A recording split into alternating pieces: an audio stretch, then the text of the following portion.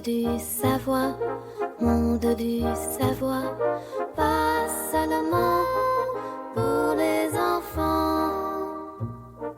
Bienvenue, chers explorateurs, dans la ville de l'intelligence artificielle. J'ai raconté comment l'intelligence artificielle aide à créer des bâtiments avant même qu'ils ne soient construits, et comment elle peut proposer beaucoup d'idées plus vite qu'une seule personne ne pourrait les dessiner. Vous avez vu comment elle peut soutenir la planification de la lumière, de l'espace, du confort et de l'économie d'énergie, mais aussi pourquoi il ne faut pas lui faire confiance sans vérifier chaque idée. Je vous ai invité à découvrir ensemble comment combiner intelligemment l'imagination avec une pensée moderne de l'architecture. Dans l'espace des hologrammes, j'ai rencontré le Paon Laser et la tortue Mecha.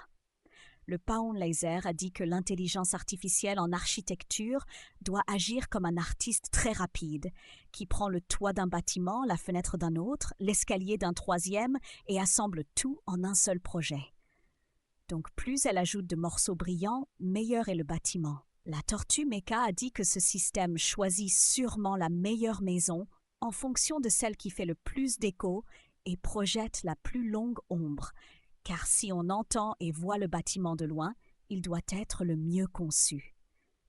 Leurs idées m'ont fait sourire, mais je leur ai expliqué que l'intelligence artificielle en architecture ne construit pas des bâtiments avec des décorations au hasard, ni ne les juge par le bruit ou l'ombre, mais aide à comparer différentes options selon les besoins des gens, la lumière, l'espace, les matériaux et la consommation d'énergie. Dans le jardin du codage, j'ai rencontré le super kangourou et l'aigle techno. Le super kangourou a raconté que lorsqu'il planifiait un abri plus grand contre la chaleur, l'intelligence artificielle a aidé à comparer rapidement plusieurs configurations de toit et d'ouverture, ce qui a facilité la recherche d'une solution offrant plus d'ombre et une meilleure ventilation. L'aigle techno a dit que lors de l'étude d'un nouvel espace de repos, différentes positions des murs et des entrées ont été testées, et l'intelligence artificielle a aidé à voir où il ferait trop étroit, trop sombre ou trop chaud avant que quelqu'un ne commence à construire. J'ai résumé que sont de bons exemples, car ils montrent que l'intelligence artificielle en architecture est la plus utile quand elle compare les options à l'avance et aide à éviter des erreurs coûteuses. Dans la tour d'analyse, j'ai rencontré le neurosinge et le dronoperruche.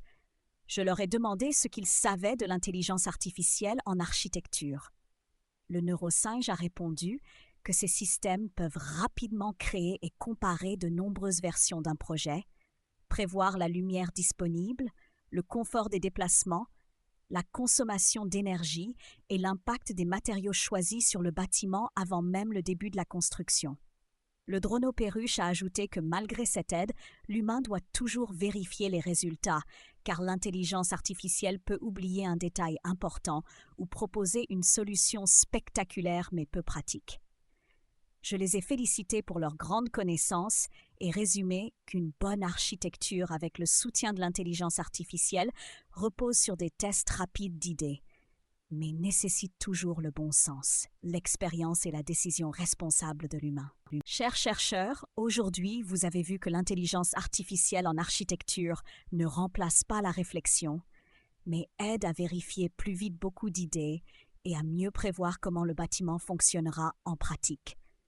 Souvenez-vous que ces outils sont les plus utiles quand ils soutiennent le confort, la sécurité, la lumière, la ventilation et l'économie d'énergie, et que l'humain surveille attentivement la qualité du projet. J'espère que désormais vous regarderez chaque bâtiment comme un puzzle bien pensé. À bientôt pour de nouvelles aventures de savoir.